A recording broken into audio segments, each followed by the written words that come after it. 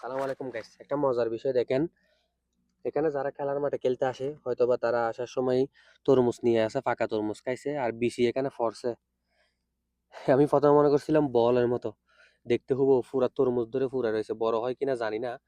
আসলে দেখুন, আমি বেঙেও দেখছি একটা, একদম বেঙে দেখছি যেটা ওকে ফাঁসা আছে, একদম মানে তরমুজ ধরে ফুরাই আছে অনেকগুলা, কমসে কম 20-50টা হবে।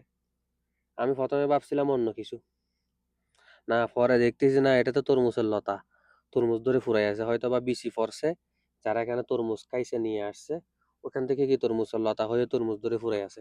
বড় হবে কিনা জানি না এর থেকে, কারণ এখানে বল শক্তি কিছু নাই, পানি টানি দেওয়া হয় না, আর গরম পড়তেছে যেগুলো হেভি। খুব ইন্টারেস্টিং একটা বিষয় আসলে, মানে একদম ফুরাই আছে এখানে তরমুজ ধরে।